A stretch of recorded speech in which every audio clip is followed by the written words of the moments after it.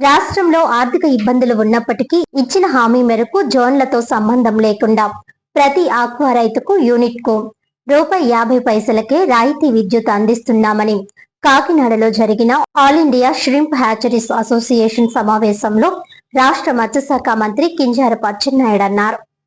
కాకినాడలో నిర్వహించిన కార్యక్రమంలో మంత్రి కింజరాపు అచ్చెన్నాయుడు హాచ్ ఇండియా ఇంపెండియం 2026 పుస్తకాన్ని ఆవిష్కరించారు. ఈ సందర్భంగా మాట్లాడుతూ ప్రతి ఆక్వా రైతుకు 1.50K విద్యుత్ అందించేందుకు ప్రభుత్వం ఏటా 1180 కోట్లు వెచ్చిస్తోందని అన్నారు. ఆక్వా రైతుల నమోదు ప్రక్రియను మరింత సులభతరం చేసి నమోదు వెంటనే రాయితీ విద్యుత్ అందిస్తున్నామని తెలిపారు. అలాగే కేంద్ర సహకారంతో భీమవరం ప్రాంతంలో national fisheries development board sub centre విశాఖపట్నంలో 100 కోట్లతో క్వారంటైన్ సెంటర్ ఏర్పాటు చేయనున్నట్లు వెల్లడించారు. దేశంలోని 550 హెచ్చరీల్లో 450 ఆంధ్రప్రదేశ్ లోనే ఉండడం రాష్ట్ర ఆక్వా రంగ బలాన్ని సూచిస్తోందన్నారు. హెచ్చరీలు నాణ్యమైన వ్యాధి రహిత సీడ్ ఉత్పత్తితో పాటు ఆధునిక సాంకేతికతను వినియోగించాలని సూచించారు. 2027లో పోలవరం పూర్తయిన తర్వాత ఆక్వా రంగానికి నీటి కొరత ఉండదని మంత్రి ఆశాభావం వ్యక్తం చేశారు. హెచ్చరీస్ లకు కూడా ఆక్వా రైతుల మాదిరిగానే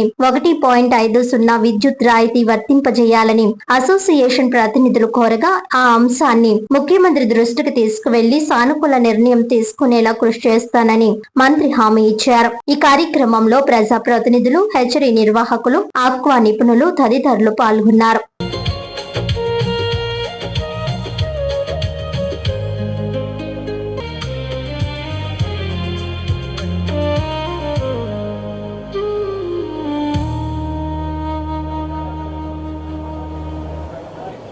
सिर्फ एक देश नहीं, एक उम्मीद है भारत।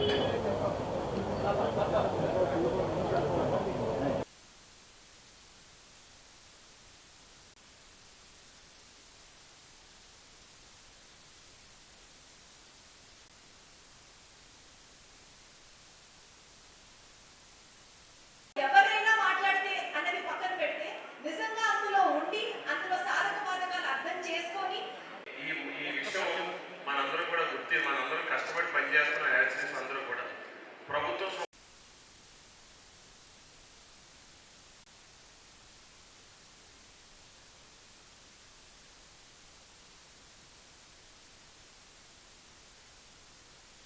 వైజాగ్ చాప్టర్ శ్రీ వరప్రసాద్ గారిని మరియు జి వెంకటేశ్వరరావు గారు ఐషా కాకినాడ చైర్మన్ గారు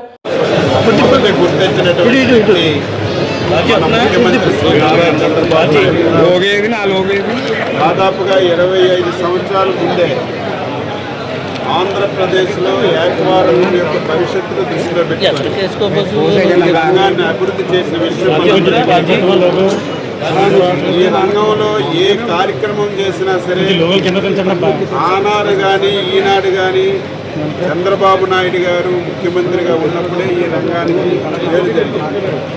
మీ అందరికీ తెలుసు 2014 మనం అధికారంలో ఆక్వా రంగంలో రైతుకి 3.80 చొప్పున సబ్సిడీ ఆ రోజు ఉండేది కరెంటుకి. చాలామంది దీన్ని భరించలేకపోతున్నాం, ఈ రంగంలో రాణించలేకపోతున్నామని ముఖ్యమంత్రి గారి దృష్టికి తెచ్చిన వెంటనే 3.80 నుంచి ₹2 తగ్గించిన విషయం మనందరికీ తెలుసు.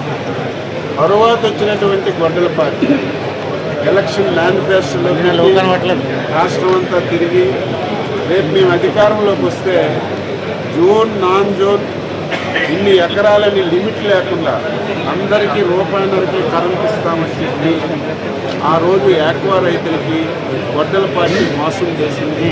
అధికారంలోకి వచ్చిన తర్వాత ఎవరైతే జోన్లో పనిచేస్తున్నారో, జోన్లో కల్చర్ చేస్తున్నారో వాళ్ళకే ₹50 ఇచ్చి మిగతా వాళ్ళందరికీ వచ్చిపెట్టింది.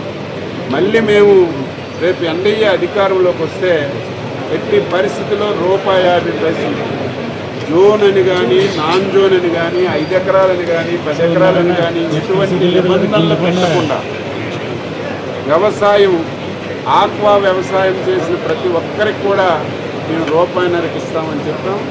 ఇచ్చిన మాట ప్రకారం 1180 కోట్లు సంవత్సరానికి ఖర్చు పెట్టి ఈ ఆక్వా రైతులకి సబ్సిడీ మీద కూడా కరెంట్ ఇస్తున్నాం. ఈరోజు ఫీడ్ ధరలు, ఈరోజు ఇంటర్నేషనల్ మార్కెట్లో రా మెటీరియల్ విపరీతంగా పెరిగింది. అందరికీ తెలుసు, రైతులకు కూడా తెలుసు. వాళ్ళు విపరీతంగా పెంచారు. మేము పెంచకపోతే మొత్తం ఇండస్ట్రీ మూసేసే పరిస్థితి వచ్చిందన్నారు. ఒకవేళ ఫీడ్ ఇండస్ట్రీ మూసేస్తే ఈ రంగం మూతపడిపోతుంది. వాళ్ళకి వీళ్ళకి కూర్చోబెట్టి 4 రూపాయలు, ఆ రోజు నాకు 12 రూపాయలకి పెంచారు. దీనికి 4 రూపాయలు తగ్గించమంటే 4 రూపాయలు తగ్గించి 8 రూపాయలు. వాళ్ళు కూడా ఈ ఎంఆర్పీ అని కొత్తగా చెప్పారు, దాని మీద కూడా ఏం చేయాలో మాట్లాడారు. ఈరోజు ఈ రంగంలో ఇంకా గణనీయంగా అభివృద్ధి జరగాలనే ఉద్దేశంతో అన్ని విధాల ప్రయత్నం చేస్తున్నాం.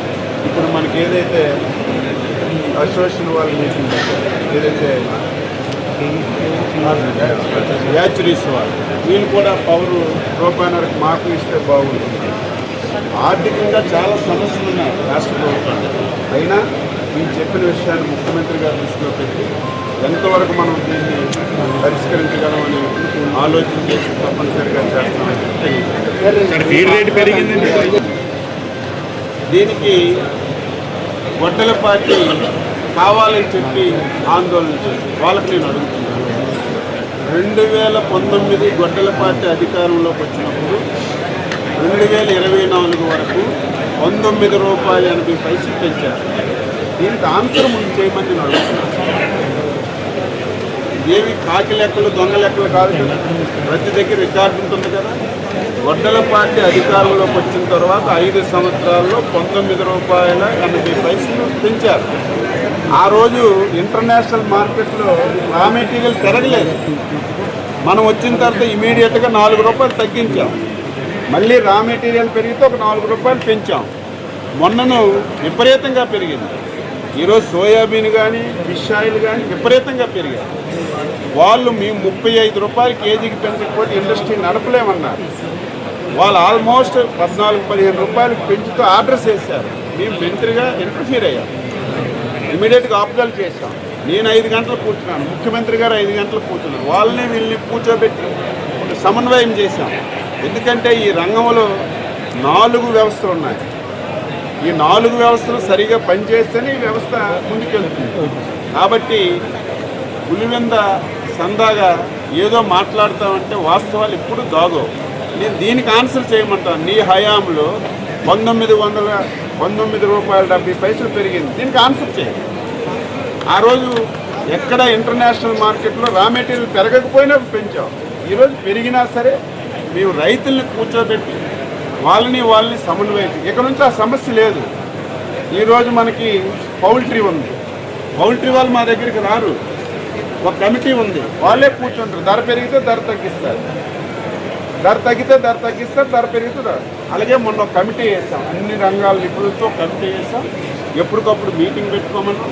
ఒకవేళ ఇంటర్నేషనల్ మార్కెట్లో రేపు యుద్ధం తగ్గింది, రేపు రా మెటీరియల్ రేట్ తగ్గొచ్చు, తగ్గితే ఇమీడియట్గా తగ్గిస్తారు. కాబట్టి ఒక సిస్టాన్ని కూడా ఏర్పాటు చేస్తాం. రేపు భవిష్యత్తులో ఆ సమస్య ఉందని చెప్పి